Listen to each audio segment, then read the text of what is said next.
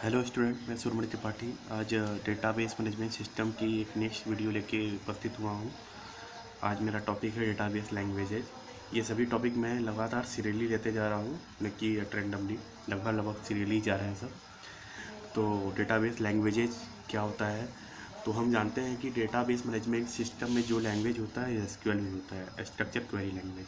ठीक, structure query language होता है। तो ये सब डेटाबेस लैंग्वेज में ये सब क्या लिखा है मैंने, तो एक्चुअली एसक्यूएल ही जो होता है, इनमें एसक्यूएल में कई सारे कमांड होते हैं। हर काम एसक्यूएल में जो जो भी होते हैं सब कमांड लिखे जाते हैं, क्वेरी लिखी जाती है कमांड के साथ। वो क्वेरी ही हमारा वो काम करती है डेटाबेस में, जो भी काम करना होता है डेटाबेस से रिलेटेड।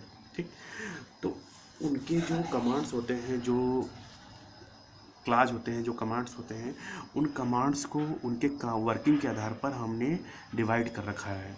ठीक, डिवाइड कर रखा है। वास्तव में ये सब एसक्यूएल ही है, लेकिन उनके काम के आधार पर मैंने उन कमांड को डिवाइड कर रखा है। ठीक, तो अगर मैं उनके काम के आधार पर डिवाइड करूँ एसक्यूएल को, तो हमें 4 टाइप के लैंग्वेज मिलते हैं। एक डीडीएल मिलता है, डीएमएल।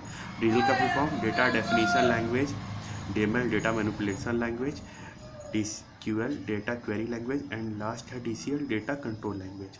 ठीक, उनके काम के आधार पर मैंने 4 टाइप के लैंग्वेज निकाल, एसक्यूएल में ही 4 तरीके के लैंग्वेज होते हैं उनके जो कमांड्स के काम के आधार पर। तो डीडीएल, तो डेटा डेफिनेशन लैंग्वेज के अंतर्गत कौन से कमांड आते हैं? डेटा डेफिनेशन लैंग्वेज, नाम से ही समझ में आ रहा है, डेफिनेशन माने किसी का कोई डेफिनेशन परिभाषा देना। तो हमें टेबल से रिलेटेड जो कमांड है, टेबल से रिलेटेड जो कमांड है, जो मुख्य रूप से टेबल के स्ट्रक्चर पे जो काम करते हैं कमांड, उनको हम डीडीएल के अंतर्गत रखते हैं। जैसे टेबल क्रिएट करना, डेटाबेस क्रिएट करना, टेबल में कोई कॉलम डिलीट करना, कोई कॉलम ऐड करना, कॉलम ओनली कॉलम, ना कि कोई डेटा रिकॉर्ड्स। कॉलम को ऐड करना, कॉलम को डिलीट करना, कॉलम का डेटा स्ट्रक्चर चेंज करना, उसके लिए अल्टर कमांड होता है।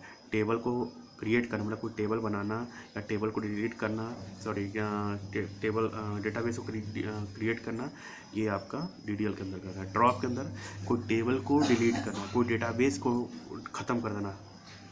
ठीक, तो वो ड्रॉप के अंतर्गत आता है। ट्रनकेट का अर्थ, ट्रनकेट का भी अर्थ आपका टेबल को टेबल के पूरे डेटा को डिलीट करना, पूरे के पूरे डेटा के टेबल को डिलीट कर देना। ठीक, ये डिलीट कमांड जैसा ही है, इस कमांड जैसा ही है ट्रनकेट, लेकिन इसमें बहुत ज़्यादा अंतर है। वो इतना ज़्यादा अंतर हो गया है कि ये ट्रनकेट आ गया है डीडीएल कमांड के अंतर्गत। ये काम दोनों एक ही करते हैं, लेकिन इसमें अंतर होने की वजह से, वो अंतर इतना बड़ा अंतर है, मैं बाद में बताऊंगा कि इसकी वजह से डीडीएल के अंतर्गत ट्रनकेट कमांड आ गया है। ठीक, तो ये टेबल के सभी डेटा को डिलीट करने के लिए ट्रनकेट कमांड यूज होता है।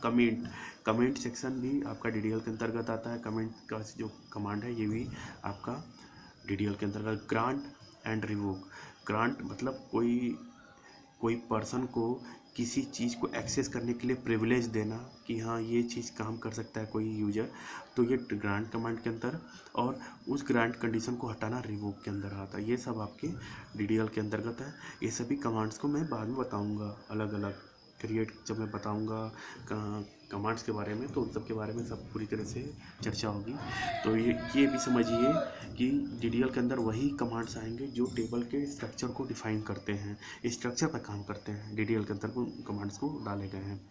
डीएमएल मतलब डेटा मैनिपुलेशन लैंग्वेज के अंतर्गत वो कमांड आते हैं जो टेबल के स्ट्रक्चर के साथ खिलवाड़ नहीं करता। टेबल में जो डेट रिकॉर्ड्स पड़े हैं उनके साथ काम हो सकता है, वो आपके डीएमएल कमांड के अंतर्गत आता है। जैसे टेबल में डेटा इंसर्ट करना, रिकॉर्ड्स इंसर्ट करना, टेबल में किसी रिकॉर्ड को अपडेट करना, किसी रिकॉर्ड को डिलीट करना, ये आपके डीएमएल के अंतर्गत आते हैं।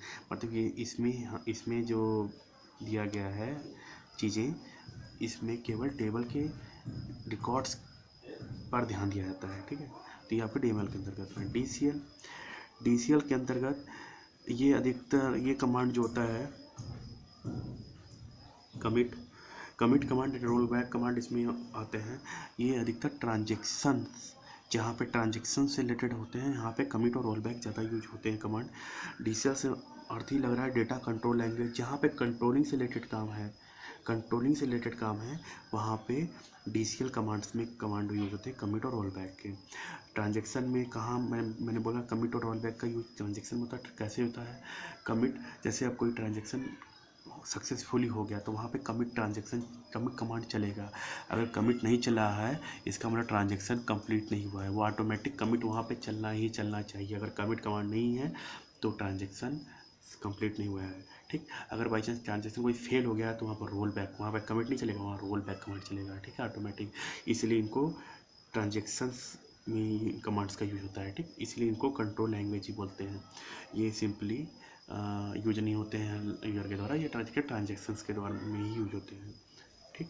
नेक्स्ट का DQ है, data query language. Data query language के अंदर वो कमांड आते हैं जो डेटा हमारा जो डेटाबेस में है उसको डिफरेंट तरीके से व्यू करा सके, ठीक है। तो डिफरेंट व्यू कराने के लिए हमें पास सेलेक्ट कमांड है, और सेलेक्ट के साथ हम वेयर लगा के हम डिफरेंट तरीके से टेबल के डेटा को देख सकते हैं, ठीक। तो ये 4 कमांड SQL को ही मैंने 4 लैंग्वेज में डिफ़ाइन किया है। वास्तव में ये सब SQL ही है, ठीक। तो आप लोग को समझ में आया होगा। एक चीज़ और मैं बताना चाहूँगा, टेबल को ऑब्जेक्ट भी बोला जाता है, ठीक। देखिए 3 वर्ड्स आपको दिखे मिलेंगे, table, object and entity set. ये 3 चीज़ें यूज होती हैं, ये सब टेबल को ही डिफाइन करती हैं। देखिए थोड़ा सा इनमें लॉजिकल थोड़ा सा अंतर है। टेबल अधिकतर हम उस चीज़ों को बोलते हैं जो ग्राफिकल रिप्रेजेंटेशन होता है इस टाइप से, ये टेबल बोला जाता है, ग्राफिकल रिप्रेजेंटेशन, ओके। ऑब्जेक्ट मतलब ये टेबल ये भी होता है ऑब्जेक्ट। यहाँ पे डेटाबेस मैनेजमेंट सिस्टम की बात करें तो ऑब्जेक्ट टेबल को ही बोला जाता है, ठीक है। लेकिन यहाँ पे जो ऑब्जेक्ट होगा वो आपका एक लिविंग थिंग्स होगा। लिविंग थिंग्स मतलब ऐसी चीज़ जो एग्जिस्ट करती हो, इस फॉर्म में तो होगा लेकिन ये आपको दिखेगा इस फॉर्म में नहीं, ये आपको लिविंग थिंग्स होगा। मतलब टेबल ही है, टेबल ही रहेगा, उसमें सब रिकॉर्ड सब होंगे, लेकिन ये लिविंग थिंग्स है। जहाँ पे कमांड्स के द्वारा हम कोई टेबल बना देते हैं तो वहाँ पे उसको ऑब्जेक्ट बोला जाता है, ठीक। और एंटिटी सेट वहाँ पे यूज होता है, वो भी टेबल के लिए यूज होता है, जहाँ पे हम टेबल को समझते हैं, मतलब टेबल के लिंक को समझते हैं, टेबल में कैसे डेटा आएंगे, वहाँ पे समझने के लिए, टेबल को समझने के लिए हम जो ग्राफिकल रिप्रेजेंटेशन करते हैं टेबल का, इस टाइप से करते हैं, वो एंटिटी सेट कहलाता है, ठीक है। तो थोड़ा सा इसमें बस है, सब प्रेजेंट करते हैं, टेबल को ही रिप्रेजेंट करते हैं, लेकिन थोड़ा सा इनमें अंतर है, लॉजिकली अंतर है, ठीक है। अगर हम टेबल, ऑब्जेक्ट, एंटिटी सेट करें तो लगभग ये तीनों चीज़ें एक ही हैं। एक और यूज होता है रिलेशन और एंटिटी सेट, एंटिटी सेट आपका जहाँ पे फ्लो चार्ट कर रहा हूँ, ER डायग्राम बनाने में टेबल के स्ट्रक्चर को समझने के लिए हम एंटिटी सेट का यूज करते हैं। एंटिटी सेट वहाँ बोलेंगे टेबल को। एक होता है रिलेशन। अगर हम किसी टेबल पे अलजेब्रिक फंक्शन यूज करते हैं, अगर अलजेब्रिक फंक्शन मतलब मैथमेटिकल ऑपरेशन अगर कोई परफॉर्म करते हैं, टेबल बना के तो करेंगे नहीं ऐसे बना के, तो वहाँ पे हम टेबल को रिलेशंस के द्वारा प्रदर्शित करते हैं, रिलेशन। तो ये सब चारों चीज़ें जो हैं ये टेबल को ही डिफाइन करती हैं। ये चीज़ थोड़ा सा इंपॉर्टेंट है, तो आप लोग को समझ में आया होगा कि रिलेशन, टेबल, ऑब्जेक्ट और एंटिटी सेट, ये सब चारों चीज़ें एक ही चीज़ होती है, इनमें लॉजिकल अंतर है, ठीक। तो ये टॉपिक मेरा कवर हुआ, आप लोगों को समझ में भी आया होगा। इस वीडियो को बार बार देखिए, अगर नहीं समझ में आता है तो चैनल को सब्सक्राइब कीजिए और लाइक कीजिए वीडियो को देखने के लिए धन्यवाद।